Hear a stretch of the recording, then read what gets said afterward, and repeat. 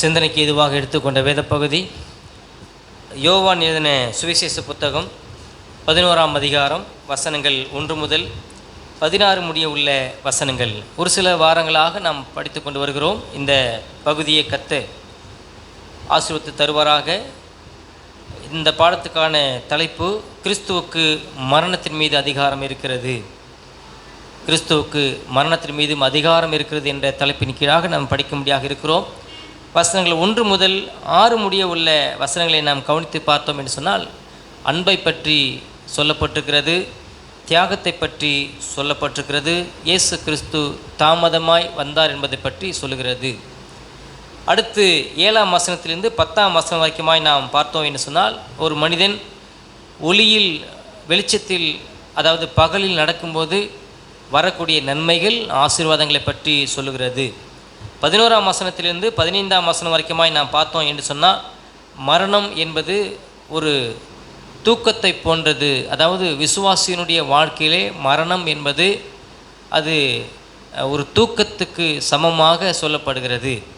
4ஆவதாக பார்க்கும்போது 16ஆவது வசனத்தை மட்டும் நாம் சிந்தித்தோம் என்று சொன்னால், ஆழமான அர்ப்பணிப்பை பற்றி சொல்லுகின்றது. விசுவாசியினுடைய வாழ்க்கையிலே அர்ப்பணிப்பு இல்லாமல் பொருத்தனை இல்லாமல் வாழ முடியாது என்பதை மையமாக கொண்டு நாம் பார்க்கிறோம். முதலாவதாக நாம் பார்த்தோம் என்று சொன்னால், 1ஆம் வசனத்திலிருந்து 6ஆம் வசனம் வரைக்குமாக அன்பை குறித்து நாம் பார்க்கிறோம், தியாகத்தை குறித்து நாம் பார்க்கிறோம், இயேசுவானவர் தாமதமாய் வந்தார் என்பதை குறித்து நாம் பார்க்கிறோம். முதலாவதாக வசனம் சொல்லுது, மரியாள் அவள் சகோதரியாகிய மார்த்தாள் இருந்த பெத்தானியா கிராமத்தில் உள்ளவனாகிய லாசரு என்னும் ஒருவன் வியாதிப்பட்டிருந்தான். இந்த 3 பேர்களை குறித்து நாம் பார்க்கிறோம். மரியாள், மார்த்தாள், லாசரு. இவர்கள் யார் என்று சொல்லி கடந்த நாட்களில் நாம் சிந்தித்தோம். இவர்கள் வெவ்வேறு குடும்பத்தை சேர்ந்தவர்கள் அல்ல, அவர்கள் ஒரே குடும்பத்தை சேர்ந்தவர்கள். ஒரே குடும்பத்தை சேர்ந்தவர்களாக இருக்கிறார்கள். அவர்கள் ஒரே தேவனை விசுவாசிக்கின்ற தேவனாக பிள்ளைகளாக இருக்கிறார்கள். எவ்வளோ பெரிய ஒரு ஆச்சரியம் பாருங்கள். கடவுளுடைய நாமத்தை அறிந்த இந்த குடும்பம், கிறிஸ்துவை அறிந்திருக்கிற குடும்பம், அவரை பின்பற்றுகிற ஒரு குடும்பம், அவருக்கு அன்பாக இருக்கக்கூடிய ஒரு குடும்பம் மட்டுமல்ல, இயேசுவானவரும் இந்த குடும்பத்தை நேசிக்கிறார் என்பதை பின் வரக்கூடிய குறிப்பிலே நாம் பார்க்கிறோம். அப்போது நாம் முதலாவதாக நாம் பார்க்கும்போது அன்பு மற்றும் தியாகத்தை குறித்து நாம் பார்க்கும்போது மரியாளை குறித்து நாம் பார்க்கிறோம்னு சொன்னால், முதல் வசனம் 2ஆவது வசனம் சொல்லும்போது, கர்த்தருக்கு பரிமள தைலம் பூசி தன் தலைமயிரால் அவருடைய பாதங்களை துடைத்தவள் என்று நாம் பார்க்கிறோம். அப்போது விலை உயர்ந்த தைலம் என்று சொல்லி நாம் பார்க்கிறோம், பரிமள தைலம் என்று சொல்லி நாம் பார்க்கிறோம், நறுமணம் வீசும் தைலம் என்று சொல்லி பார்க்கிறோம், களங்கமற்ற நலதம் என்னும் தைலம் என்று பார்க்கிறோம். அதனுடைய விலை மதிப்பு ஏறக்குறைய 320 கிராமுக்கு மேலே. அப்போது வாசனை உள்ள ஒரு திரவியத்தை கொண்டு வந்து இயேசுனுடைய பாதத்திலே அவள் ஊற்றி தன்னுடைய தலை முடியால் அதை துடைத்தாள். எவ்வளோ பெரிய ஒரு அதில் நம்ம என்ன பார்க்குறோம், என்ன கற்றுக்கொள்கிறோம்னு சொன்னால், மரியாள் என்ற அந்த பெண்மணி இயேசுவை எந்த அளவுக்கு நேசித்திருந்தாள், எவ்வளவு அன்பு கொண்டிருந்தால், தன்னுடைய தலை முடியால் அலங்காரமாக அழகாக கொடுக்கப்பட்டிருக்கிற தலைமுடியில் பெண்களுக்கு கையை வைத்தாலோ அல்லது அவங்கள பற்றி குறை சொன்னாலோ அவங்களுக்கு கோபம் வரும். தன் அலங்காரமாக எண்ணக்கூடிய, உயர்வாக எண்ணக்கூடிய, மரியாதையாக எண்ணக்கூடிய அந்த முடியை கொண்டு இயேசுனுடைய பாதத்தை துடைக்கிறாள் அப்படின்னு சொன்னால், இயேசுவின் மீது கொண்டிருக்கிற அந்த அன்பை காட்டுகிறது, இயேசுவின் மீது வைத்திருக்கிற அந்த அக்கறையை காட்டுகிறது, இயேசுவின் மீது வைத்திருக்கிற அந்த உயர்வான எண்ணங்களை காட்டுகிறது, இயேசுவின் மீது கொண்டிருக்கிற அந்த கனத்தை மரியாதையை காட்டுகிறது. அன்பு சொல்லும்போது அன்பு, தியாகம் இதெல்லாம் பார்த்தீங்கன்னு சொன்னால் கட்டாயத்தின் பேரில் வர்றது கிடையாது. அது மனப்பூர்வமாக இருதயத்திலிருந்து வரக்கூடிய ஒன்று. இப்போ அந்த மரியாள் என்ற பெண்மணிக்கு யாராவது கட்டாயப்படுத்தினாங்களா? இல்லை. அவருடைய உள்ளான இருதயத்திலிருந்து, உள்ளான நிலையிலிருந்து இவள் இயேசுவுக்கு இப்படிப்பட்ட தியாகம் செய்கிறாள். இன்றைக்கு இருக்கக்கூடிய சபை உங்களுக்கும் எனக்கும் கற்றுத்தரக்கூடிய ஒரு ஆவிக்குரிய பாடம் என்னவென்று சொன்னால், இயேசுவை இந்த அளவுக்கு உயர்வாக நாம் உயர்வான இடத்திலே வைக்க வேண்டும். அவர் உயர்ந்த இடத்திலே நாம் அவரை வைத்து பார்க்க வேண்டும். அவருக்குரிய மரியாதையை நாம் அவருக்கு செலுத்த வேண்டும், அவர் கொடுக்க வேண்டும். அவர் சொல்லுகிறார், என்னுடைய மகிமையை நான் வேறொருக்கும் கொடுக்க மாட்டேன் அப்படின்னு சொல்கிறார். அப்போ கடவுள் எல்லா மகிமைக்கும் எல்லா கணத்துக்கும் உரியவராக இருக்கிறார், அதுக்கு தகுதி உடையவராக இருக்கிறார். எனவே அவருடைய மகிமை என்னவென்று தெரிந்து அவருடைய மகிமையை நாம் அவருக்கு கொடுக்க வேண்டும்.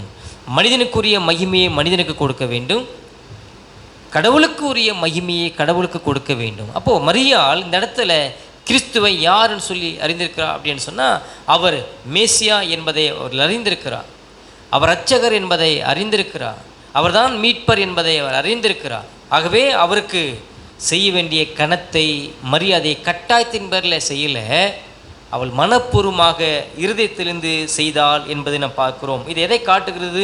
இயேசுவின் மீது கொண்டிருந்த அன்பை காட்டுகிறது. அப்போ அந்த அன்பு என்று சொல்லும்போது தியாகம், நேசிக்கிற ஒரு ஒரு நபரை பொறுத்தது. அப்போ நாம் யாரை நேசிக்க வேண்டும்? எல்லாரையும் நாம் நேசிக்க முடியாது, எல்லாரிடத்திலும் நாம் அன்பு கொள்ள முடியாது. அப்போது யாரிடத்தில் நாம் அன்பு கொள்ளுகிறோம், யாரிடத்தில் நாம் தியாகம் செய்கிறோம் என்ற ஒரு வரையறை இருக்குது. அப்போ அந்த மரியாளுக்கு இயேசுவை பற்றி நன்கு தெரிந்திருக்கு, இவர் யார் என்பதை சரியாக அவர் அறிந்து வைத்திருக்கிறார். பின் வரக்கூடிய குறிப்பில் நாம் பார்த்தோம் அப்படின்னு சொன்னால், அவள் கர்த்தருடைய வேதத்திலிருந்து இந்த இயேசுவானவரை, இந்த மேசியாவை அவள் அறிந்திருந்தபடினாலே அவருக்கு செலுத்த வேண்டிய கணத்தை, அவருக்கு செய்ய வேண்டிய மரியாதையை இங்கு சேர்த்துகிறாள் என்று சொல்லி நான் பார்க்குறோம். அப்போது கிறிஸ்து இல்லாமல் நாம் என்ன செய்யணும்னு சொன்னால், அவருடைய கற்பனை இல்லாமல் நம்ம அவரை நேசிக்க முடியாது. அப்போ அவரை நேசிக்கிறதுக்கான அர்த்தம், அவர் நேசிக்கிறதுக்கான ஒரு வழிமுறை எதன் அடிப்படையில் கடவுள் கொடுத்துக்கிறார் அப்படின்னு சொன்னால், அவருடைய கற்பனை ஆகிய வேத வசனத்தை கொடுத்துருக்கிறார். வேத வசனத்தை படிக்காத ஒருத்தர் கடவுளை நேசிக்க முடியாது. வேத வார்த்தையை கேளாத ஒரு மனிதன் கடவுளை நேசிக்க முடியாது, கடவுளத்தில் அன்பு கூற முடியாது.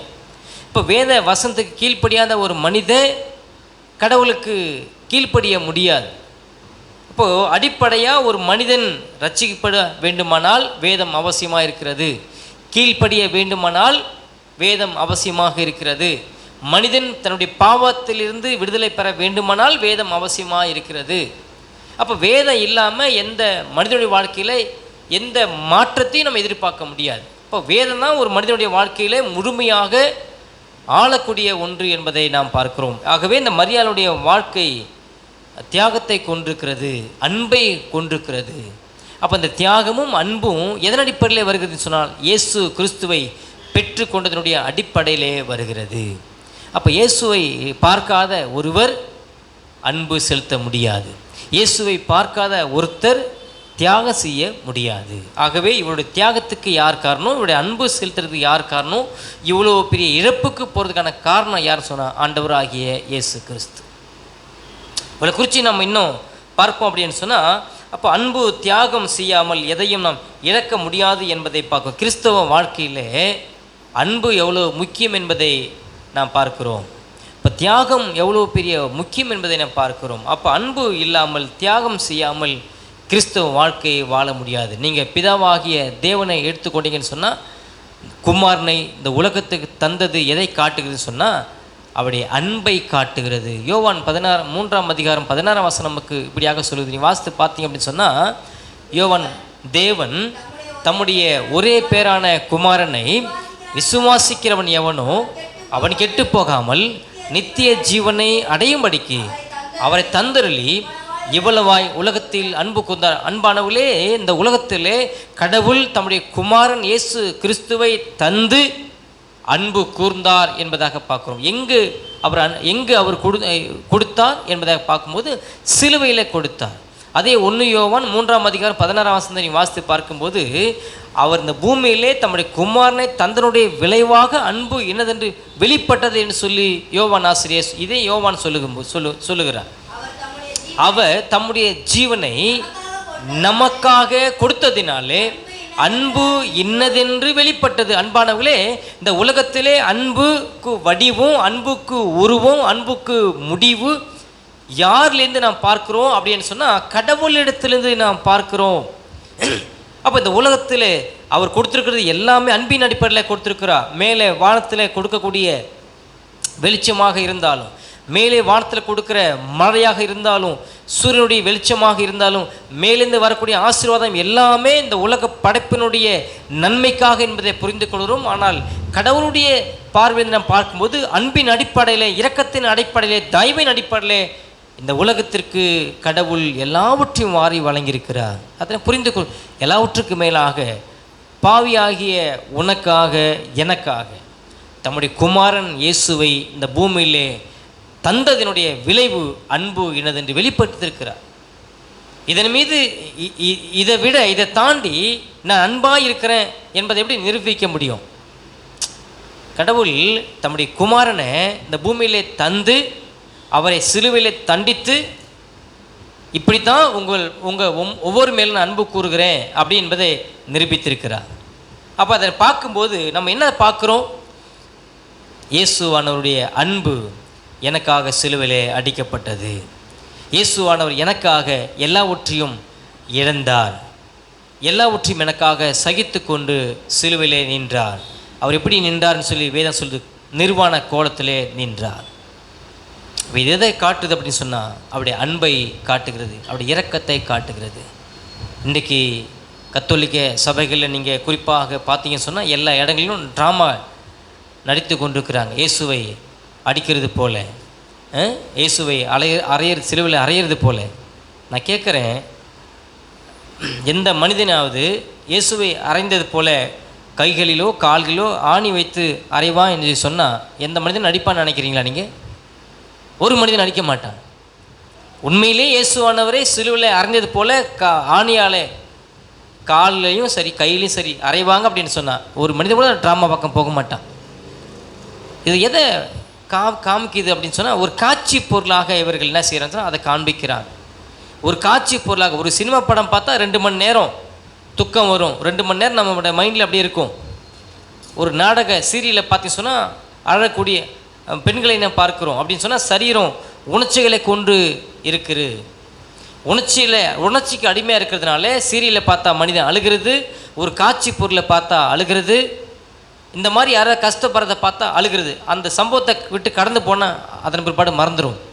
அது திரும்பி அந்த காட்சி பொருள் நீங்கள் நினச்சி கூட பார்க்க முடியாது. அதே போல் தான் இன்றைக்கி இயேசுனுடைய பாடு மரணத்தை ஒரு காட்சி பொருளாக ஆக்கி கொண்டிருக்கிறாங்க, ஒரு வேடிக்கை பொருளாக பார்த்து கொண்டிருக்கிற. சீரியல் பார்த்து எப்படி அழுகிறாங்களோ அது போல் இயேசுவை அடிக்கிறது போல் அந்த காட்சி உருவாக்கப்பட்டு அதை பார்த்து கண்ணீர் வடித்து கொண்டிருக்கிறான். அப்படியா வேதம் சொல்லுது. அவர் என்றைக்கு 2000 ஆண்டுக்கு முன்னதாக அந்த பூமியிலே வந்து மனிதனுடைய பாவத்துக்காக செய்ய வேண்டிய எல்லாவற்றையும் செய்து இதோ எல்லாம் முடிந்தது என்று சொல்லி அவர் கடந்து போயிருக்கிறார் நித்தியத்துக்கு, பரலோகத்துக்கு. மனிதன் செய்ய வேண்டியது என்ன தெரியுமா? அதை விசுவாசிக்கணும். இந்த பாடு மரணம் எனக்காக என்பதை புரிந்து கொண்டு அதை விசுவாசிக்கணும், நம்பணும், அவ்வளோதான். அதை விட்டுட்டு ட்ராமா போடுறது, காட்சி பொருளாக பார்க்கறது, வேடிக்கை பொருளாக பார்க்கறது, அதில் எந்த மனிதனுக்கு ரட்சிப்பு இல்லை, மீட்பு இல்லை. சரியாய் நாம் விளங்கி கொள்ள வேண்டும். இந்த மரியாள் பார்த்தீங்க சொன்னால் அவள் எல்லாவற்றையும் அவள் இழக்கிறாள். இழந்து தன்னுடைய மீட்பராகிய இயேசுவை அவள் கனப்படுத்துகிறாள், அவள் மரியாதையாக பார்க்கிறாள், உயர்வான இடத்திலே வைத்திருக்கிறாள். இந்த உயர்வான எண்ணமும் இந்த மரியாதையும் இந்த கனமும் எங்கிருந்து வந்ததுன்னு சொன்னால் வேதத்திலிருந்து இயேசுவை பார்த்ததினாலே இந்த உயர்வான எண்ணமும் மதிப்பும் கனமும் வந்திருக்கிறது.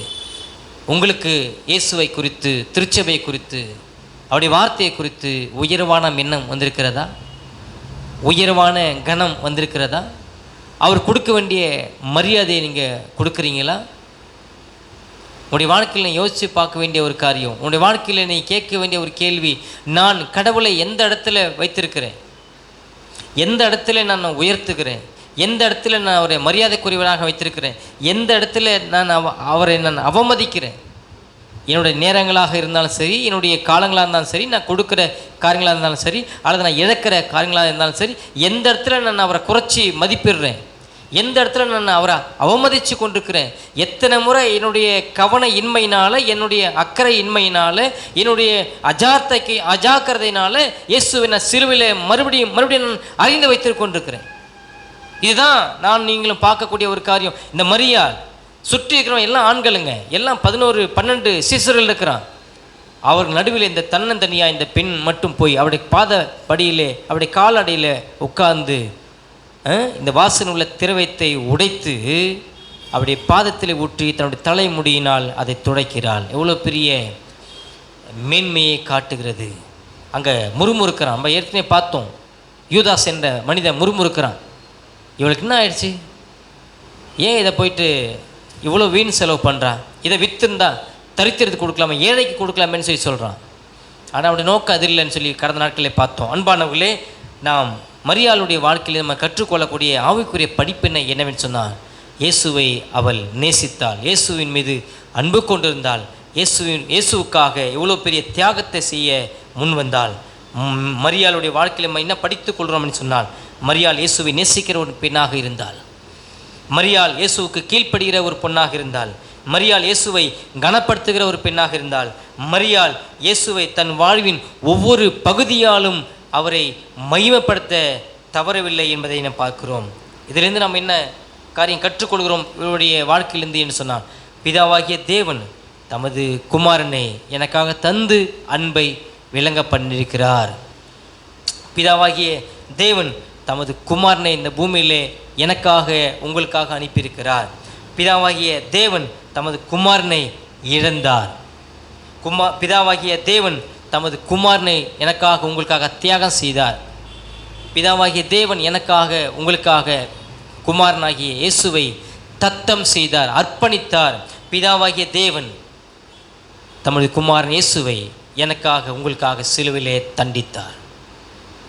இந்த மரியாளுடைய தியாகத்திலிருந்து, அவருடைய அன்பிலிருந்து நாம் பிதாவாகிய தேவனுடைய அன்பையும் தியாகத்தையும் ஒப்பிட்டு பார்க்கும்போது இதுதான் பாடமாக இருக்கிறது. ரெண்டாவது காரியமாக நாம் பார்க்கும்போது மார்த்தாளை குறித்து நாம் பார்க்கிறோம். மார்த்தாளை குறித்து நம்ம என்ன பார்க்கிறோம்னு சொன்னால், அவள் உபசரிக்கிற ஒரு குணமுடையவளாக இருக்கிறாள். உபசரிக்கிற குணம் அப்படி என்பது எல்லாருக்கும் வரக்கூடியது இல்லைங்க. ஒரு சிலருக்கு கடவுள் இந்த பூமியிலே இலவசமாக ஈவாக கொடுத்திருக்கிறார். அந்த உபசரிக்கிற குணத்தை, அந்த அருமையாய் அந்த குணத்தை அழகாக அவள் வெளிப்படுத்துகிறார். இது எதை காட்டுகிறதுன்னு சொன்னால், இயேசு ஊழித்து நிமித்தமாய் ஊழித்து முடித்துவிட்டு அவள் வீட்டுக்கு வரும்போது அவரை அன்பாக ஏற்றுக்கொண்டு அவரை உபசரிக்கிறார், விருந்து செய்கிறார், சமைக்கிறார். சமைத்ததனுடைய விளைவு அவள் அழுத்து போகிறார், சோர்ந்து போகிறார், களைப்பாக இருக்கிறான்னு சொல்கிறார். அப்போது விதவிதமாக அங்கே சமைத்து செய்யக்கூடிய ஒரு பெண்ணாக இருக்கிறார் மார்த்தாள். ஒரே குடும்பம்தான். மரியாளுக்கு ஒரு குணம், மார்த்தாளுக்கு ஒரு குணம், அப்படி தம்பி லாசருக்கு ஒரு குணம். எல்லாம் வெவ்வேறு குடும்பத்தை சேர்ந்தவங்க இல்லை, ஒரே குடும்பத்தை சேர்ந்தவங்க தான். இப்போ மார்த்தாளுக்கு என்ன குணம் அப்படின்னு சொல்லி உபசரிக்கிற குணத்தை அவள் கொண்டிருந்தாள்னு சொல்லி நான் பார்க்கிறோம். இந்த குணம் இன்றைக்கு இருக்கக்கூடிய விசுவாசி ஒவ்வொருவர்களுக்கும் கடவுள் சபையிலே எதிர்பார்க்கிறார். உபசரித்த மனிதர்களை நாம் பார்க்கிறோம், தியாகம் செய்த மனிதர்களை நாம் பார்க்கிறோம். கடந்த நாட்களில் நீங்கள் பார்த்தோம், 2 காசு போட்ட விதவை குறித்து நாம் பார்த்தோம். 2 காசு போட்ட விதவையாக இருந்தாலும் சரி, அல்லது தன்னுடைய கல்லறையை தத்தம் செய்து கொடுத்த யோசேப்பாக இருந்தாலும் சரி, எதன் அடிப்படையில் இவங்க செய்கிறாங்க அப்படின்னு சொன்னால், எதன் அடிப்படையில் இவர்கள் செய்ய முன் வராங்கன்னு சொன்னால், இயேசுவை அவள் நேசிக்கிறதனுடைய அடிப்படையில் இப்படிப்பட்ட தியாகத்துள்ளாக கடந்து வருகிறார்கள். இயேசுவை பார்த்து வாழ்வதனாலே இப்படிப்பட்ட தியாகம் செய்ய முன் வருகிறார்கள். அந்த 2 காசு போட்ட விதவை குறித்து நாம் பார்க்கிறோம். 2 காசை விட எனக்கு முன்னால் உட்கார்ந்துக்கிற அந்த இயேசுவானவர் இவர் பெரியவர் என்பதை அறிந்திருந்தார். இவர்தான் என்னை படைத்தவர் என்பதை அறிந்திருந்தார். அந்த ஏழை விதவை எந்த வெக்கமும் படலை, எந்த கூச்சமும் படலை. அவள் என்னை விட என்னை படைத்தவர் எவ்வளோ பெரியவர் என்பதை பார்க்கிறார். கடவுள் எனக்காக பலியாக காணிக்கையாக இந்த இயேசுவானவரை தந்திருக்கிறார் என்ற அந்த சிந்தையோடு வந்து இந்த காணிக்கை பெட்டில் அந்த காணிக்கையை செலுத்தினால் என்று நான் பார்க்குறோம். அப்போ அரிமத்தியனாகிய யோசேப்பாக இருந்தாலும் சரி, இந்த 2 காசு போட்ட விதவையாக இருந்தாலும் சரி, மார்த்தாளாக இருந்தாலும் சரி, மரியாளாக இருந்தாலும் சரி, இவர்கள்லாம் எப்படி தங்களை இழந்தார்கள், இவர்கள்லாம் எப்படி இவ்வளோ அன்பு பாராட்டினார்கள் என்று சொன்னால், அவர்கள் இயேசுவை வேதத்திலிருந்து பார்த்தார்கள். இன்றைக்கு இருக்கக்கூடிய கிறிஸ்தவர்கள், விசுவாசிகள் வேதத்திலிருந்து இயேசுவை பார்க்க தவறுகிறது தான் அவருடைய குருட்டாட்டத்திற்கான நிலைமை என்பதை நான் புரிந்து கொள்கிறோம். உடைய வாழ்க்கையிலேயே கடவுளை நீங்கள் உள்ளான நிலைமையில் நேசிக்க முடியல, அன்பு கூற முடியல அப்படின்னு சொன்னால், நீங்கள் இந்த மரியாளை போல, மார்த்தாளை போல, அரிமத்தியனாக யோசேப்பு போல, அல்லது 2 காசை போட்ட அந்த விதவை போல வேதத்தை பார்க்காமல் இயேசுவை பார்க்காமல் நீங்கள் உலகத்தோடு உலகமாய் நீங்கள் இயேசுவை பார்த்து கொண்டிருக்கிறீர்கள். உலகத்தில் ஒன்றாய் நான் 10-11 பேராக நான் சபைக்கு போகிறேன் என்பதாக நீ வாழ்ந்து கொண்டிருக்கிறீங்க. ஆகவே தான் உங்களால் இது போன்ற இழப்புகளாக கடந்து போக முடியல, இந்த மாதிரி ஆழமான பாதிப்புகளாக கடந்து போக முடியல, இந்த மாதிரி ஆழமான அன்பை கடவுளிடத்தில் உங்களால் செய்ய முடியல.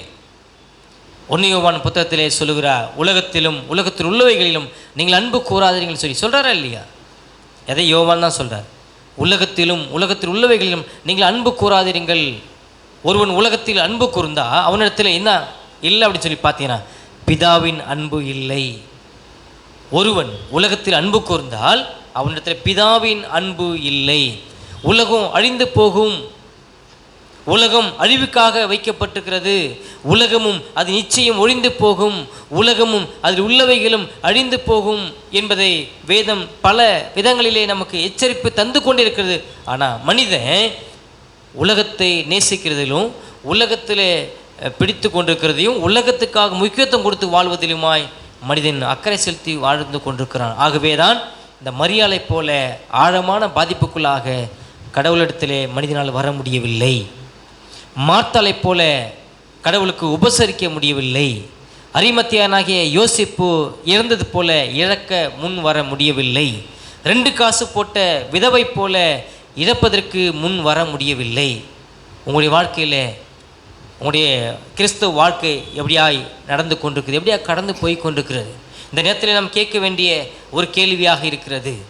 நம்முடைய வாழ்க்கையில் ஆழமான அர்ப்பணிப்பும் ஆழமான பாதிப்பும் ஆழமான அன்பும் நம் இல்லாத வரைக்கும் கிறிஸ்தவ வாழ்க்கையில் ஒரு ஆரோக்கியமான வாழ்க்கை வாழ முடியாது. இதுதான் முதல் 3 வசனம் நமக்கு கற்றுத்தரக்கூடிய ஒரு பாடமாக இருக்கிறது. ரெண்டாவதாக நான் பார்த்தோம் அப்படின்னு சொன்னால் பகலில் நடக்கிறதை குறித்து வேதம் தெளிவாக சொல்கிறது. வாசித்து பார்க்கலாம். 3ஆம் வசனத்திலிருந்து 7ஆம் வசனத்து 10ஆம் வசனம் வரைக்கும் வாசித்து பார்க்கும்போது யோவான் 11ஆம் அதிகாரம்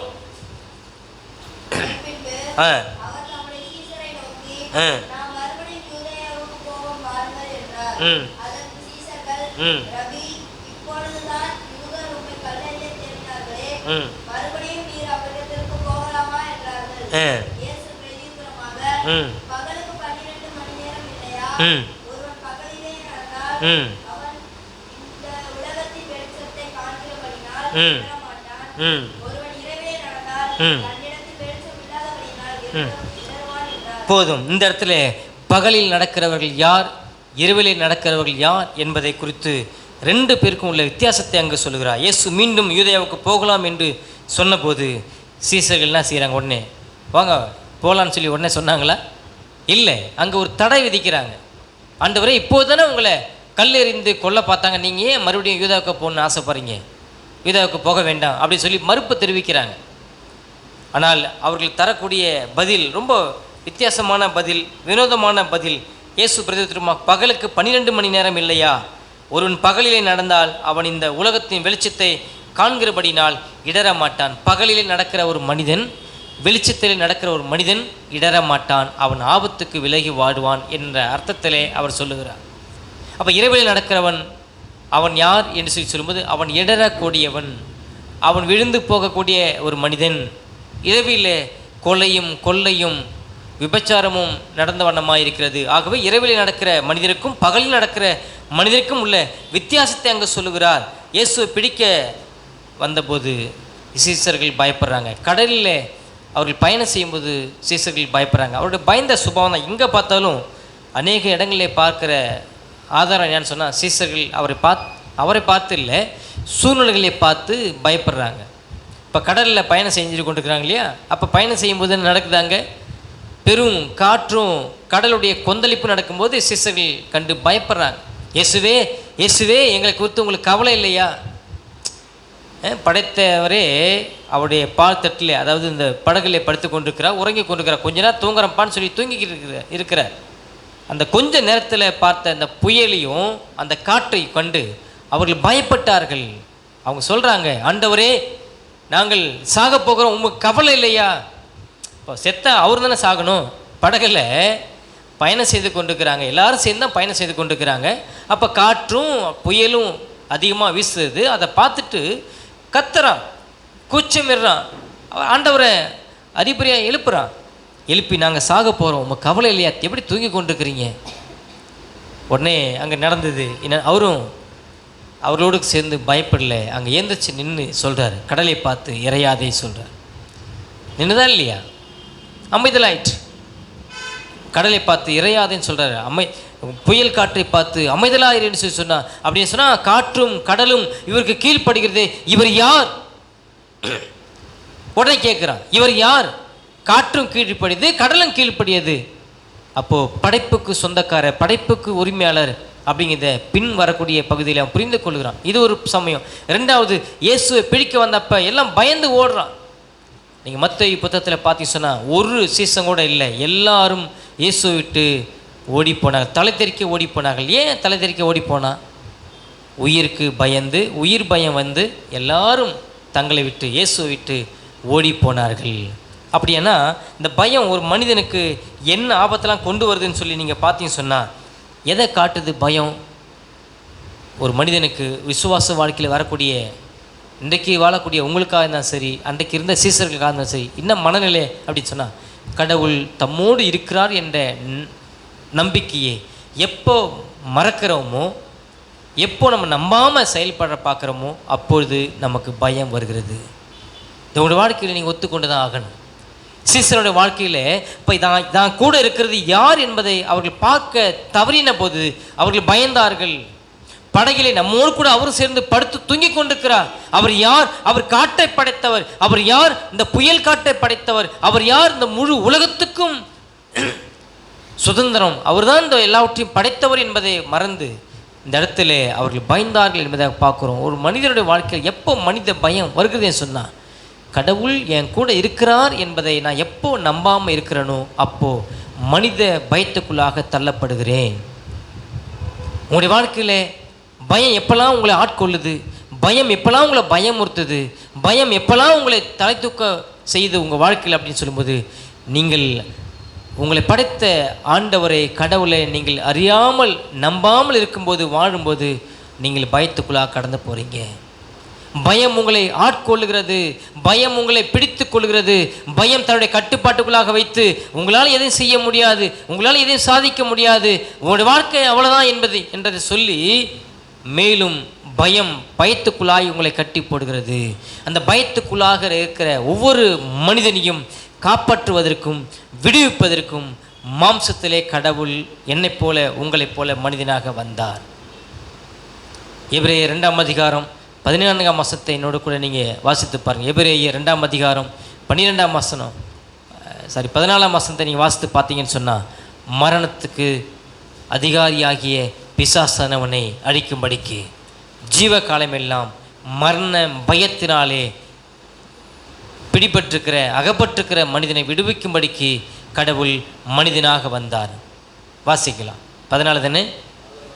ஆதலால் பிள்ளைகள் மாம்சத்தையும் இரத்தத்தையும் உடையவர்களாக இருக்க அவரும் அவர்களைப் போல மாம்சத்தையும் இரத்தத்தையும் உடையவராக ஆனார்.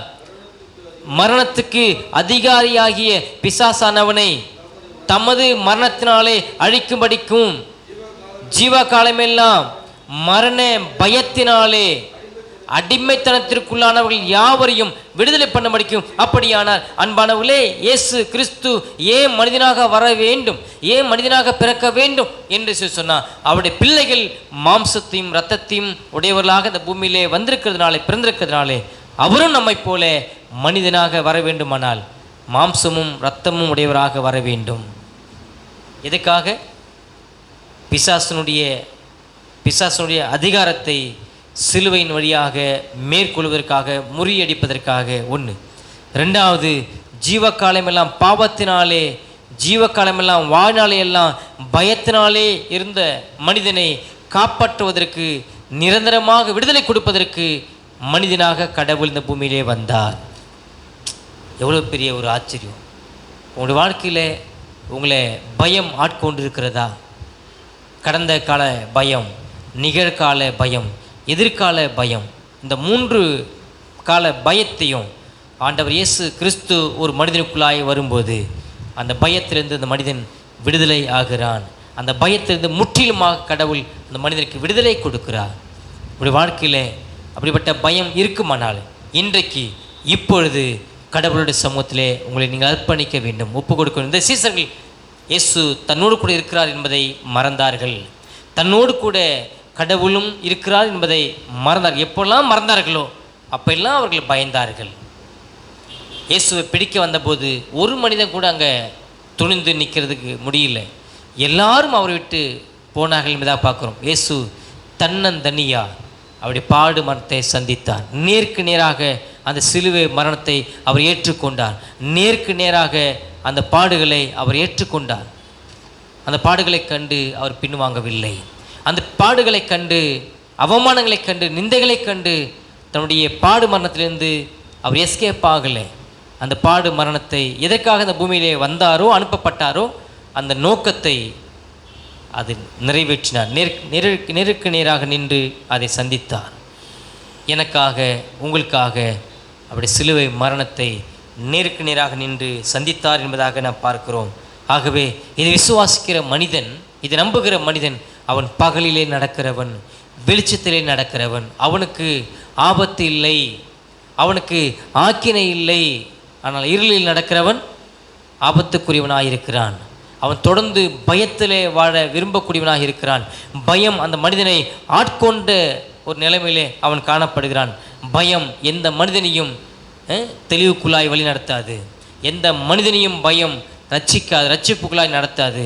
பயமானது தொடர்ந்து மரணத்துக்கு எதுவாக நடத்தும், உன்னை துக்கத்துக்குள்ளாக நடத்தும், உன்னை வேதனைக்குள்ளாக நடத்தும். ஆனால் பயத்திலிருந்து நீங்கின வாழ்வு சமாதானத்துக்கு ஏற்றபடி உன்னை நடத்தும். சமாதானத்தின் காரணராகிய ஆண்டவர் இயேசு கிறிஸ்துவுக்கு நேராக உன்னை வழிநடத்தும். அவருடைய சமூகத்தின் நேராக உன்னை வழிநடத்தும். இந்த பகுதியை நம்ம படித்து புரிந்து கொள்ளக்கூடிய ஒரு பாடம், பயத்திலிருந்து நீங்கின ஒரு மனிதன் தேவனுடைய சித்தத்தில் நடக்கிற ஒரு மனிதனாக இருக்கிறான். கடவுளுடைய சித்தத்துக்கு ஒப்பு கொடுத்து அர்ப்பணித்து வாழக்கூடிய மனிதனாக இருக்கிறான். அது மட்டுமல்ல, பயத்திலிருந்து நீங்கின ஒரு மனிதன் கடவுளுடைய பாதுகாப்பில் நடக்கக்கூடிய ஒரு மனிதனாக இருக்கிறான். அப்படி உங்களுடைய வாழ்க்கையிலே கடவுளுடைய பாதுகாப்பில் இருக்கிறேன் என்பதை உங்களால் உணர முடியுதா? கடவுளுடைய பாதுகாப்பில் இருக்கிறேன் என்பதை நீங்கள் உணர்ந்து கொண்டா, எப்போ உணர்ந்து கொள்கிறீங்களோ அப்போ தான் நான் பயத்திலிருந்து நான் நீக்கப்பட்டிருக்கிறேன் அர்த்தம். கடவுளுடைய சித்தத்துக்கு உன்னை ஒப்பு கொடுத்து வாழும்போது, உன்னை அர்ப்பணித்து வாழும்போது, நீ எல்லா பயத்திலிருந்து நீங்கள் வாழ்கிறதே நீ உணர முடியும். இந்த சீசருடைய வாழ்க்கையிலே கிறிஸ்து என்னோடு கூட இருக்கிறார் என்பதை அவர்கள் எப்போ நம்ப மறுத்தார்களோ அப்போ அவர்களுக்கு பயம் அவர்களை மூடிக்கொண்டது. கடைசி நேரத்தில் அவர் விட்டு ஓடியதுக்கான காரணம் என்ன? என்னுடைய உயிர் காப்பாற்றினா போதும், நான் தப்பித்தா போதும். இயேசுவானவரை அவர் எப்படியாவது ஒரு கடவுளுங்கிறதுனால அவர் எப்படியா தப்பிச்சிருவார். அவருடைய மனநல அப்படி தான் இருந்திருக்கும். ஆனால் அந்த பாடுகளை கண்டு, அவமானத்தை கண்டு அவர் பின்வாங்கலை, அவர் எஸ்கேப் ஆகலை. அந்த பாடுகளை நேருக்கு நேராக அவர் சந்தித்தார் என்பதாக நாம் பார்க்குறோம். மட்டுமல்ல, இங்கே ஒரு அனுமானத்தை சொல்லுகிறார். பகலுக்கு 12 மணி நேரம் என்று சொல்லி ஒரு அனுமானத்தை அங்கே சொல்லுகிறார். அது எதை காட்டுகிறது என்று சொன்னால், பகலுக்கு 12 மணி நேரம் என்று சொல்லும்போது, பிதா தனக்கு கொடுத்த வேலையை செய்யும் வரைக்கும் என்னுடைய வாழ்க்கையில் எந்த மனிதனும் என்னை பிடிக்க முடியாது, என்னை கொலை செய்ய முடியாது. பகல் இருக்கிற வரைக்கும், கடவுள் எனக்கு கொடுக்கப்பட்ட காலங்கள் இருக்கிற வரைக்கும் எந்த மனிதனும் என்னை கொலை செய்ய முடியாது. அதான் அதுக்கான அர்த்தம். அவன் சொல்கிறான், ஆண்டவரே இப்போதான் உங்களை கல்லெறிந்து கொல்ல பார்த்தாங்க, ஏன் மறுபடியும் அங்கே போகிறீங்க? அப்போ இவன் என்ன பார்வையில் பார்க்குறான், அவர் என்ன பார்வையில் பதில் தரார்? அப்படி அனுமதி இல்லாமல் என்னை யாரும் கைது செய்ய முடியாது, அப்படி அனுமதி இல்லாமல் என்னை யாரும் கொலை செய்ய முடியாது. ஆகவே பகல் இருக்கிற நேரத்தில் அவர் கொடுக்கப்பட்ட காலத்தை நான் பயன்படுத்தி கொண்டு அவருடைய பணியை நான் செய்ய வேண்டும். இதுதான் இன்றைக்கு கற்றுக் கொடுக்கக்கூடிய ஒரு பாடமாக இருக்கிறது. உங்களுக்கு கொடுக்கப்பட்ட காலம், எனக்கு கொடுக்கப்பட்ட காலம் கடவுளுடைய கரத்தில் இருக்குது. அப்படி அனுமதி இல்லாமல் நம்முடைய தலை முடி கீழே விழாதுன்னு சொல்லி வேதம் சொல்கிறது. அப்படி அனுமதி இல்லாமல் நம்முடைய உயிரை பிசாசானவனோ இந்த உலகத்தாலோ எடுத்துக்கொள்ள முடியாது, பறித்து கொள்ள முடியாது என்பதை வேதம் திட்டவட்டமாக சொல்கிறது. யோவான் 10ஆம் அதிகாரத்தில் 28ஆம் வசனத்தை சொல்கிறார், என் நாடுகளை நான் அறிந்திருக்கிறேன், அவைகள் என்ன அறிந்திருக்கிறது, அவைகள் ஒரு காலம் கெட்டு போவதில்லை, நான் அவைகளுக்காக ஜீவனை கொடுக்கிறேன், இவனுடைய கரத்திலிருந்து ஒருவனும் பறித்து கொள்ள முடியாது சொல்கிறாரா இல்லையா? எவ்வளோ பெரிய அத்தாரிட்டி ஒவ்வொரு மனிதனுக்கும் கடவுள் தருகிறார். கடவுள் எனக்கும் உங்களுக்கு ஒரு மெய்ப்பனாக இருந்து தம்முடைய ஆடுகளை விசாரிக்கிறதிலும், ஆடுகளுக்கு செய்ய வேண்டிய கடமையை செய்கிறதிலும், ஆடுகளை கரிசனையாய் அக்கறையாய் பார்ப்பதிலும் என்னுடைய மெய்ப்பனாகிய இயேசு கிறிஸ்துவை போல இந்த உலகத்தில் வேறு யாரும் என்னை அக்கறையாக கரிசனையாக பார்க்க முடியாது. இந்த உலக வாழ்க்கையிலே நான் கற்றுக்கொள்ளக்கூடிய ஒரு காரியம் என்னென்னு சொன்னால், அப்படி அனுமதி இல்லாமல் என்னுடைய உயிரை யாரும் எடுக்க முடியாது, பறிக்க முடியாது. இது இயேசுவானவர் அறிந்திருந்தார். இன்றைக்கி சபைக்கு சொல்லிக் கொடுக்குறார். உங்களுடைய வாழ்க்கையில் இந்த நம்பிக்கை உங்களுக்கு வந்திருக்கா? அப்படி அனுமதியோடு கூட இந்த பூமியில் நான் பிறப்பிக்கப்பட்டிருக்கிறேன், நம்ப முடியுதா? அப்படி அனுமதியோடு கூட நான் வாழ்ந்து கொண்டிருக்கிறேன், என்னால் நம்ப முடியுதா? அப்படி அனுமதியின் பேரில் நான் குடும்பத்தை பெற்று கொண்டுக்கிறேன், உன்னால் நம்ப முடியுதா? அப்படி அனுமதியின் பேரில் எனக்கான வாழ்வாதாரமும், எனக்கான செல்வமும், எனக்கான ஒரு அடையாளமும் இந்த பூமியில் கொடுக்கப்பட்டிருக்குது, நம்ப முடியுதா? அப்படி அனுமதி இல்லாமல், அப்படி அனுமதியின் பேரில் நான் இந்த உலகத்திலேருந்து நான் ஒரு நாளும் எடுபட்டு போக மாட்டேன் என்பதை உன்னால் நம்ப முடியுதா? பிதாவானவருடைய முழுமையான இருதயத்தை அவருடைய குமாரன் இயேசுவானவர் அறிந்திருந்தார். அப்படி சித்தம் மீறி என்னுடைய வாழ்க்கையில் ஒன்றும் நடக்காது என்பதை திட்டமாக அறிந்திருந்தார். இன்றைக்கி அதே தான் சபைகளுக்கு பார்த்து சொல்கிறார். அப்படி அனுமதி இல்லாமல் அப்படி பிள்ளைகளாகிய நமக்கு எதுவும் நேரிடாது என்பதை வேதத்திலிருந்து நானும் நீங்களும் கற்றுக்கொள்ளுகிறோம். இந்த சிந்தனை இருக்கிற பட்சத்தில் நாம் பயப்பட வேண்டிய அவசியம் இல்லை, நாம் கலங்க வேண்டிய அவசியம் இல்லை, நாம் குழம்பி நிற்க வேண்டிய அவசியம் இல்லை. இதை அழகாக சொல்லியிருக்கிறார். ஆகவே பகலில் நடக்கிறவர்கள் போல நீங்கள் நடக்க வேண்டும், வெளிச்சத்தில் நடக்கிற பிள்ளைகளாக நீங்கள் நடக்க வேண்டும். ஏன்னு சொன்னால் அவர் சொல்லுகிறார், நான் உலகத்திற்கு வெளிச்சமாக இருக்கிறேன், நான் உலகத்திற்கு ஒளியாக இருக்கிறேன். என்னை பின்பற்றுகிற ஒரு மனிதன் அவன் இருளிலே நடக்க மாட்டான். அவன் எங்கே நடப்பான்? பகலிலே நடப்பான், வெளிச்சத்தில் நடப்பான். நீங்கள் பகல் நடக்க உங்களுக்கு ஆசையா? இரவில் நடக்க ஆசையா? இரவில் நடக்கிற ஆசையாக இருக்கிற ஒரு மனிதன் பரிசுத்தத்தை விரும்ப மாட்டான், பாவத்தை வெறுக்க மாட்டான், இயேசுவை விரும்ப மாட்டான், இயேசுவை நேசிக்க மாட்டான், சபையை விரும்ப மாட்டான், அவர் கொடுத்துக்கிற வார்த்தையை விரும்ப மாட்டான், அவர் கொடுத்துருக்கிற ஆசீர்வாதத்தை விரும்ப மாட்டான்.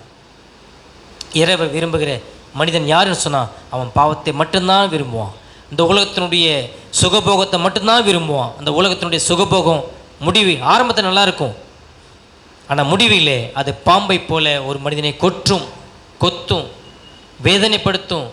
அந்த மனிதனை கொஞ்சம் கொஞ்சமாய் அணுவாய் சாகடிக்கும். மறந்துடக்கூடாது. ஆகவே தான் இந்த பகுதியில் நாம் படித்து கொள்ளக்கூடிய பாரும், நீ பகலிலே நடக்கிற ஒரு விசுவாசியாய் ஒரு மனிதனாய் நீ வாழ வேண்டும், வெளிச்சத்தில் நடக்கிற ஒரு மனிதனாய் நீ வாழ வேண்டும். இரவிலே நடக்கிற ஒரு மனிதனாய் நீ ஒருபோதும் வாழக்கூடாது. இரவிலே துக்கம்தான் இருக்கும், உனக்கு அழிவு தான் இருக்கும், அதில் ஆபத்து தான் இருக்கும், ஆக்கினை தான் இருக்கும். அதில் சொல்லப்போனால் கடவுளுடைய ஆளுகையோ கடவுளுடைய பிரசனத்தையோ உன்னால் பார்க்க முடியாது. 2 காரியம் பார்த்தோம். 3வது காரியமாக நாம் பார்க்கும்போது, மரணம் என்பது ஒரு விசுவாசின் வாழ்க்கையில் அது நிரந்தரமானதல்ல, அது தூக்கத்துக்கு சமம் என்பதை வேதத்திலிருந்து கற்றுத்தருகிறார் ஆண்டவர் இயேசு கிறிஸ்து.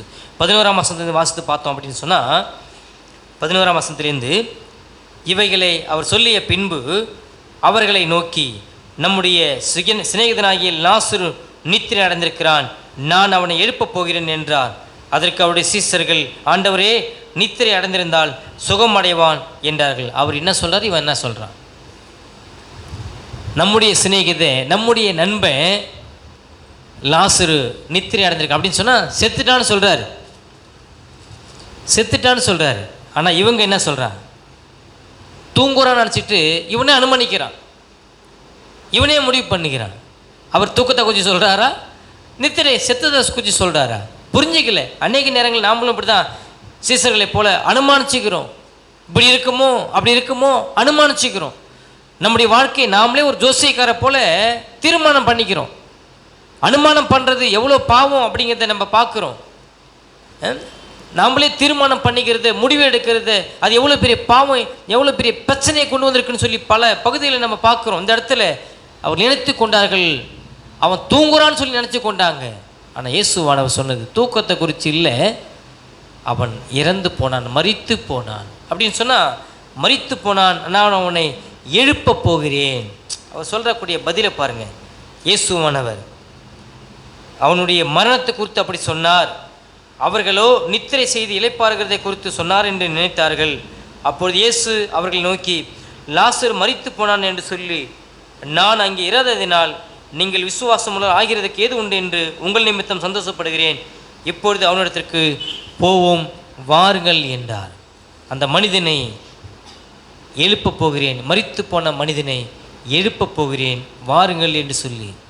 அன்பானவர்கள், இந்த மனிதன் எப்படி மரித்தான்னு சொல்லி நம்ம கடந்த பகுதியில் பார்த்தோம். 4ஆம் வசனத்தில் பார்த்தோம். 4ஆம் வசனத்தை நீங்கள் வாசித்து பாருங்கள். இயேசு அதை கேட்ட பொழுது, இந்த வியாதி மரணத்துக்கு எதுவாக இராமல் தேவனுடைய மகிமை விளங்குவதற்கு எதுவாக இருக்கிறது என்று தேவனுடைய குமாரனும் அதனால் மகிமைப்படுவார். இந்த 3 பேரும் ஒரே குடும்பத்தை சேர்ந்தவர்கள் சொல்லி பார்த்தோம். இந்த 3 குடும்பத்திலே ஒருவர் லாசரு. அவன் வியாதிப்பட்டான். அவன் எப்படி வியாதிப்பட்டான், எப்படி மரித்து போனான்? வியாதிப்பட்டு அவன் மரித்து போனான். ஆனால் ஆண்டவர் அங்கே சொல்லும்போது சொல்கிறார், அந்த வியாதியை கேட்டபோது இது மரணத்துக்கு எதுவாக இராமல் தேவனுடைய மகிமைக்கு ஏதுவாக இருக்கிறது. மனுஷகுமாரன் இயேசு மகிமைப்படும்படியாய் இந்த வியாதி அனுமதிக்கப்பட்டிருக்குதுன்னு சொல்லி அங்கே சொல்லுகிறார். இப்போது ஒரு மனிதனுடைய வாழ்க்கையில் நாம் பார்க்கும்போது எதற்காக மரணம் வருகிறது, எதற்காக வியாதி வருகிறது என்று சொல்லி நாம் பார்த்தோம். மனிதனுடைய வாழ்க்கையில் வியாதி வருவதற்கான அவசியம் காரணம் அது தேவனுடைய மகிமை வெளிப்படுவதற்காக, கடவுள் யார் என்பதை வெளிப்படுத்துவதற்காக வியாதி வருகிறது. மரணத்தின் மூலமாய் கிறிஸ்து மகிமைப்படப் போகிறார் என்பதற்காக மரணம் வருகிறது. இந்த இடத்துல லாசருக்கு ஏன் வியாதி வந்தது? கடவுள் யார் என்பதை வெளிப்படுத்துவதற்காக. அவனுக்கு ஏன் மரணம் வந்தது? அவருடைய குமாரனுடைய நாமம் மகிமைப்படுவதற்காக இந்த இடத்துல அவனுக்கு மரணம் வந்ததாக நாம் பார்க்கிறோம். எவ்வளோ பெரிய ஒரு உண்மையை வேதம் உங்களுக்கும் எனக்கும் கற்றுத்தருகிறது. எவ்வளோ பெரிய ஒரு தாக்கத்தை இந்த இடத்துல நீங்கள் நானும் பார்க்க தவறுகிறோம் என்பதை வேதம் அழகாக சொல்லுகிறது என்பதை நான் பார்க்குறோம். இங்கே சந்தோஷப்படுகிறார். ஏன் சந்தோஷப்படுகிறான்னு சொன்னால், சீசர்களும் அங்கே இல்லை, தானும் அங்கே இல்லை, ஆகவே சந்தோஷப்படுகிறார். தாங்க இல்லாததுனால நான் சந்தோஷப்படுகிறேன், உங்கள் நிமித்தம் சந்தோஷப்படுகிறேன்னு சொல்லி சொல்கிறார். அப்போது நான் ஏற்கனவே சொன்ன மாதிரி அவருடைய வார்த்தை வெளியில் உள்ளவங்களுக்கு இல்லை, சபைக்குள்ளே இருக்கிறவங்களுக்கு சொல்லி கொண்டே இருக்கிறார். சபைக்குள்ளே இருக்கிற ஒவ்வொரு மனிதனையும் விசேஷமாக அவர் பார்க்கிறார், விசேஷமாக ஆசீர்வதிக்க விரும்புகிறார். வெளியில் போய் கொண்டிருக்கிற ஒரு மனிதனை ஆண்டவர் அக்கறை கொள்ள விரும்புகிறதை விட, கரிசனையாக இருக்கிறத விரும்புகிறதை விட, உள்ளுக்குள் வந்த பிறகு அந்த மனிதன் மீது அன்பை செலுத்துவதற்கும், அன்பை வெளிப்படுத்துவதற்கும், தேவனுடைய மகிமையை வெளிப்படுத்துவதற்கும், கடவுள் அந்த மனிதன் மூலமாக மகிமைப்படுவதற்கும் அவர் சித்தம் உள்ளவராக இருக்கிறார். மறந்துடக்கூடாது. நானும் நீங்களும் இந்த இடத்துல வந்து உட்கார்ந்துருக்கிறது, இது என்னுடைய விருப்பமா கடவுளுடைய விருப்பமா? கடவுளுடைய விருப்பம். கடவுளுடைய சித்தம் நிறைவேறிருக்கிறது. இதில் மனிதனுடைய சித்தம் நிறைவேறல, மனிதனுடைய முயற்சிகள் இதில் நிறைவேறல. கடவுளுடைய சித்தம் நிறைவேறிருக்கிறது. கடவுளுடைய மகிமை வெளிப்படுவதற்காக, கடவுள் நாமும் மகிமைப்படுவதற்காக நீங்கள் நானும் இந்த சபைக்குள்ளாக வரவழைக்கப்பட்டிருக்கிறோம். வரவழைக்கப்பட்டு கடவுள் யார் என்பதை தொடர்ந்து தம்முடைய வார்த்தையிலிருந்து உங்களுக்கு சொல்லிக் கொடுத்து கொண்டே இருக்கிறார். தம்மை வெளிப்படுத்தி கொண்டே இருக்கிறார். கடவுள் ஆவியாக இருக்கிறார் என்பதை சொல்லிக் கொடுத்து கொண்டிருக்கிறார். அவருக்கு உருவம் இல்லை என்பதை சொல்லிக் கொடுத்து கொண்டிருக்கிறார். அவர் உன்னை நேசிக்கிறார் என்பதை சொல்லிக் கொடுத்து கொண்டிருக்கிறார். உன் மீது அவர் எவ்வளோ அக்கறையும் கரிசனையும் கொண்டவராக இருக்கிறார் என்பதை சொல்லிக் கொடுத்து கொண்டிருக்கிறார். உன் மீது எவ்வளோ பராமரிப்பு செய்து கொண்டிருக்கிறார் என்பதை சொல்லிக் கொடுத்து கொண்டிருக்கிறார். அவருடைய அனுமதி இல்லாமல் உன்னுடைய வாழ்க்கையில் எதுவும் நடக்காது, நடைபெற முடியாது என்பதை சொல்லிக் கொடுத்து கொண்டிருக்கிறார். இதெல்லாம் கடவுளை பற்றிய அறிவையும் கடவுளை பற்றிய புரிதலையும் நீ புரிந்து கொள்ள வேண்டும், விளங்க கொள்ள வேண்டும் என்பதற்காக இதை உன்னுடைய வாழ்க்கையில் அனுமதித்திருக்கிறார். உன்னை சபைக்குள்ளாக கொண்டு வந்து அமர செய்திருக்கிறார். தேவனுடைய மகிமை இதன் மூலமாக நீ பார்க்க முடியும். கடவுள் உனக்காக என்ன செய்தார் என்பதை இதன் மூலமாக நீ பார்க்க முடியும். வெளியிலேருந்து சொல்லும்போது நீங்கள் எவ்வளோ ஸ்பீக்கர் வச்சு சொன்னால் கூட, ஒவ்வொரு மனிதனுக்கும் தனி மைக்கை வச்சு சொன்னால் கூட கேட்க மாட்டான். இது யாருக்கோ சொல்லுதுன்னு சொல்லி போயிட்டுருப்பான் மனிதன். ஆனால் சபைக்கு உள்ளே வந்த பிறகு இது எனக்கான செய்தி, என்னுடைய ஆத்துமாவுக்கான செய்தி, என்னுடைய நன்மைக்கான செய்தி, என்னுடைய எதிர்காலத்துக்கான செய்தி, என்னுடைய ஆசீர்வாதத்துக்கான செய்தி, என்னுடைய குடும்பத்துக்கான செய்தி, என்னை கடவுள் நேசிக்கிறார் என்பதை நான் அறிந்து கொள்ள வேண்டும் என்பதற்கான செய்தி. இதுதான் கடவுள் வெளிப்படுவதற்கு காரணமாக இருக்கிறான்னு சொல்லி வேதம் சொல்கிறது. புரிய முடியுதா? கடவுளை வெளிப்படுத்துவதற்கு உன்னை சபைக்குள்ளாய் கொண்டு வந்திருக்கிறார். உன்னால் உணர முடியுதா? கடவுள் உனக்காக என்ன செய்தார் என்பதை அவரை அறிந்து கொண்டு வாழ்வது, அதுதான் அவரை மையப்படுத்துறதுக்கு சமம். அவரை மகிமைப்படுத்துவதற்கு, அவரை கனப்படுத்துவதற்கு இந்த மரியாளை போல கனப்படுத்த வேண்டுமானால் இந்த மரியாள் எப்படி உயர்ந்த இடத்துல இயேசுவை வைத்திருந்தாலோ, இந்த மரியாள் எப்படி அவர் கொடுக்க வேண்டிய மரியாதையும் கனத்தையும் அவள் செய்ய தவறவில்லையோ, அதே போல அவருடைய சபைக்குள்ளாய் வந்து அவருடைய வார்த்தையை கேட்டு கீழ்ப்படியும் போது, அர்ப்பணிக்கும் போது அவரை உன்னுடைய வாழ்க்கையிலே நீ மரியாதையாக எண்ண முடியும். உன்னுடைய வாழ்க்கையிலே அவரை நீ கனப்படுத்த முடியும். உன்னுடைய வாழ்க்கையிலே நீ அவரை மகிமைப்படுத்தி வாழ முடியும். இதுக்காகத்தான் சபையிலே நம்மை கொண்டு வந்து நிறுத்திருக்கிறார் என்பதை நாம் அங்கே பார்க்கிறோம். அப்போ இங்கே லாசரு மரித்தது ஒரு விபத்து அல்ல, ஒரு தற்செயல் அல்ல. அங்கே சொல்லும்போது சொல்கிறாரு, இந்த கேள்விப்பட்ட உடனே பின்னும் 2 நாள் தங்கினான்னு சொல்லி சொல்கிறார். பின்னும் 2 நாள் தங்கினார். அப்போ இந்த கால தாமதம் எதுக்கு அங்கே படுத்தணும்?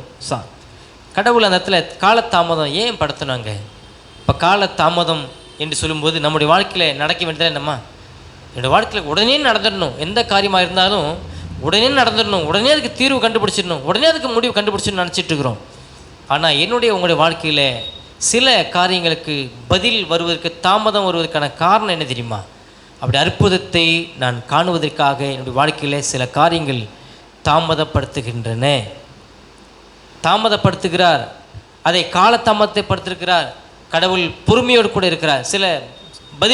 சில ஜெபங்களுக்கு நம்முடைய வாழ்க்கையில் பதில் கிடைக்காது, காலதாமதம் ஆகும். அது எதுக்காகன்னு சொன்னால் அவருடைய அற்புதத்தை காணுவதற்காக, அந்த நோக்கத்தை காணுவதற்காக, அவருடைய திட்டத்தை இன்னும் புரிந்து கொள்வதற்காக நம்முடைய வாழ்க்கையிலே காலதாமதத்தை ஏற்படுத்தி கொண்டிருக்கிறார்.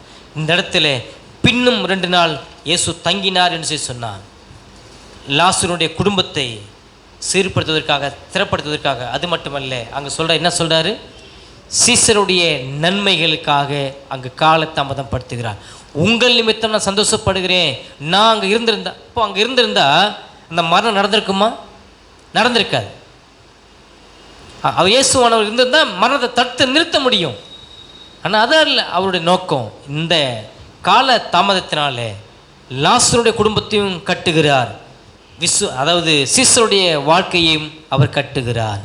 இன்றைக்கி உங்களுடைய வாழ்க்கையில் சில கால தாமதங்கள் எதுக்காக சொன்னால் உங்களை கட்டுவதற்காக, உங்களை உருவாக்குவதற்காக, உங்களை ஸ்திரப்படுத்துவதற்காக, அவருடைய திட்டத்தை நீங்கள் புரிந்து கொண்டு வாழ்வதற்காக, அவருடைய நோக்கங்களை புரிந்து கொண்டு நீங்கள் வாழ்வதற்காக, அவருடைய சித்தத்துக்கு நீங்கள் அர்ப்பணித்து வாழ்வதற்காக, அவருடைய சித்தத்துக்கு ஒப்பு கொடுத்து நீங்கள் வாழ்வதற்காக, அவருடைய ஆசீர்வாதத்தை நீங்கள் காணுவதற்காக, அவரை நீங்கள் அறிந்து கொள்வதற்காக, அவரை நீங்கள் சார்ந்து வாழ்வதற்காக, அவரை நீங்கள் மகிமைப்படுத்தி வாழ்வதற்காக உங்கள் வாழ்க்கையிலே சில கால தாமதம் ஏற்படுத்தி கொண்டிருக்கிறார். சீசருடைய வாழ்க்கையிலே இதுதான் நாம் கற்றுக்கொள்ளக்கூடிய ஒரு பாடமாக இருக்கிறது. கடைசியாக சில காரியங்களை பார்த்து நான் வேகமாக முடிக்க பார்க்க, கடைசியாக நான் பார்க்கும்போது ஆழமான அர்ப்பணிப்பை குறித்து நான் பார்க்குறோம். தோமா என்ற மனிதன் 16ஆம் வசனத்தில் சொல்கிறான், அப்பொழுது திதிமு எண்ணப்பட்ட தோமா மற்ற சீசர்களை நோக்கி அவரோட கூட மறிக்கும்படி நாமும் போவோம் வாருங்கள் என்று சொல்கிறான். யார் இந்த தோமா?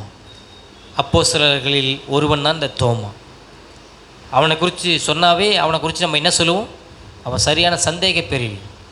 அவன் நம்ப மாட்டான், இயேசுவை கேள்வி கேட்பான். அவருடைய கையில் என்னுடைய விரலை விட்டால் தான் நான் நம்புவேன்னு சொல்லுவான். அவருடைய விழாவில் என்னுடைய கையை விட்டால் தான் நான் நம்புவேன்னு சொல்லுவான். அப்படியா? ஆனால் அவனை குறித்து பாசிட்டிவாக நேர்மறையாக வேதம் சொல்லும்போது எதையும் கண்மூடித்தனமாக நம்ப மாட்டான் தோமா. இது நல்லதா கேட்டதா? இது எதையும் சொன்ன உடனே அப்படியே குருட்டுத்தனமாக நம்பிடுறது, அப்படி நம்பக்கூடாதுங்கிறதுக்கு தோமா ஒரு பாடம். ஒரு காரியத்தை பல தடவை பல வழியில் நம்ம யோசிக்கணும், பகுத்து ஆராயணும். இது உண்மையாக இருக்குமா இல்லை உண்மைக்கு மாறாக இருக்குமா? அப்போ தோமாவுடைய வாழ்க்கையில் எடுத்தவொடனே அவன் நம்பவே இல்லை. நீங்கள் மகிமையின் சரீரத்தில் உயிர் தெழுந்த கிறிஸ்துவை அவன் சொன்ன உடனே அவன் நம்பவே கிடையாது, தெரியுமா? நீங்கள் யோவான் புத்தகத்தில் நீங்கள் பார்க்கலாம், இது லூக்கா புத்தகத்தில் நீங்கள் பார்க்கலாம். அவன் எடுத்த உடனே நம்பவே கிடையாது. இயேசுவோட நாங்கள்லாம் பார்த்தோம். முதல்ல மரியாள் மார்த்தா எல்லாம் சொல்கிறாங்க, நான் நம்ப மாட்டேன் அப்படின்னு சொல்கிறான். அப்புறம் சீசர்கள் சொல்கிறாங்க, நான் நம்ப மாட்டேன், நான் அவரை நேராக என் கண்ணால் பார்க்கணும். இது வந்துட்டு நம்ம வேதம் படிக்கும்போது தப்பு மாதிரி தெரியுது, ஆனால் தப்பு இல்லை. ஒரு விஷயத்தை ஆணித்தரமாக நம்பாத வரைக்கும் நான் நம்ப மாட்டேன், இதில் என்ன தப்பு இருக்குது? அப்படி உங்களுடைய வாழ்க்கையில் கண்மூடித்தனமாக எதையும் நம்பக்கூடாது என்பதற்கு இது ஒரு பாடம். எல்லாரும் சொல்கிறத நம்பக்கூடாது, கேட்கக்கூடாது என்பதற்கு ஒரு பாடம். எதை நம்ப வேண்டும், எதை நம்பக்கூடாது என்பதற்கு இது ஒரு பாடம். இங்கே சொல்கிறான், அந்த மனிதன் ஒரு துடிப்பான ஒரு மனிதன், ஒரு உணர்ச்சிவசமான ஒரு மனிதன். எல்லா சீசர்களும் அமைதியாக இருக்கிறான், அபிசுவாசோடு கூட இருக்கிறான், அவநம்பிக்கையோடு கூட இருக்கிறான். ஆனால் இந்த சீசன், நான் அவரோடு கூட மறிக்கும்படி போவோம் வாருங்கள் என்று சொல்லி மற்ற சீசர்களையும் உற்சாகப்படுத்துகிறான். இங்கு எல்லாரும் சேர்ந்து போவோம் என்று சொல்லி அழைப்பு கொடுக்கிறான். அன்பானவர்களே, நாம் இந்த பகுதியிலே படித்து புரிந்து கொண்ட பாடம், முதலாவது அன்பை குறித்து பார்த்தோம், தியாகத்தை குறித்து பார்த்தோம், கால தாமதத்தை குறித்து பார்த்தோம். அன்பு, தியாகம் இயேசுவை நேசிப்பதிலிருந்து விசுவாசிக்கு வருகிறது. தியாகம் இயேசுவை பார்ப்பதிலிருந்து ஒரு மனிதனுக்கு வருகிறது.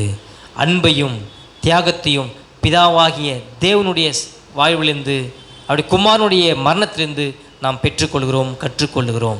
இரண்டாவதாக நாம் பார்க்கும்போது, பகலில் நடக்கிற ஒரு மனிதன் இடற மாட்டான், விழுந்து போக மாட்டான். அவன் தொடர்ந்து பாதுகாப்பாக வாழுவான், ஆசீர்வாதமாக வாழுவான், ஆபத்துக்கு பயப்படாமல் வாழுவான் என்று நாம் பார்த்தோம். மூன்றாவதாக நாம் பார்க்கும்போது, நாம் யாரை பார்த்தோம்? ஒரு மரணம் விசுவாசிக்கு தூக்கத்தை போன்றது. அது நிரந்தரமாக இந்த உலகத்திலே படுத்துக்கொள்ளக்கூடிய ஒரு நிலைப்பாடு இல்லை. இயேசுவை விசுவாசிக்கிற ஒரு மனிதனுடைய வாழ்க்கையில் நடக்கக்கூடிய மரணம் அது அருமையாக இருக்கிறது, அது அழகாக இருக்கிறது என்று சொல்லி வேதம் நமக்கு சொல்லி தருது. நான்காவதாக பார்க்குறோம், ஆழமான அர்ப்பணிப்பு. ஒரு மனிதனுடைய வாழ்க்கையிலே ஆழமான அர்ப்பணிப்பு தேவை. இந்த நான்கும் இன்றைக்கு உள்ள விசுவாசிகளத்திலே கடவுள் எதிர்பார்க்கிறார். இன்றைக்கு உள்ள சபை நடத்தில் கடவுள் எதிர்பார்க்கிறார். உன்னுடைய அன்பு யார் இடத்துல இருக்கிறது? நீ எதை இழந்து கொண்டிருக்கிற? யாருக்காக இழந்து கொண்டிருக்கிற? இதை கேட்க வேண்டிய அவசியமாக இந்த இடத்துல இருக்குது. நீ பகலில் நடக்கிற ஒரு மனிதனாய் இருக்கிறியா, அல்லது இரவில் நடக்கிற ஒரு மனிதனாய் இருக்கிறியா? உன்னுடைய வாழ்க்கையில் எல்லா மனிதனுக்கும் வருகிற மரணம் நம்முடைய வாழ்க்கையில் வரும், உன்னுடைய வாழ்க்கையில் வரும். ஆனால் இந்த மரணம் இந்த உலகத்தோடு முடிந்து போவது இல்லை. உலகத்துக்கு பிறகு ஒரு வாழ்க்கை இருக்கிறது. அது இயேசுவோடு கூட, உன்னை படைத்தோரோடு என்றென்றைக்கும் வாழக்கூடிய ஒரு அற்புதமான, ஒரு உன்னதமான, ஒரு மேன்மையான, மகத்துவமான, ஒரு ஆசீர்வாதமான வாழ்வு. நான்காவது, அர்ப்பணிப்பு இல்லாமல் உன்னால் கிறிஸ்துவ வாழ்க்கை வாழ முடியாது. அர்ப்பணிப்பு.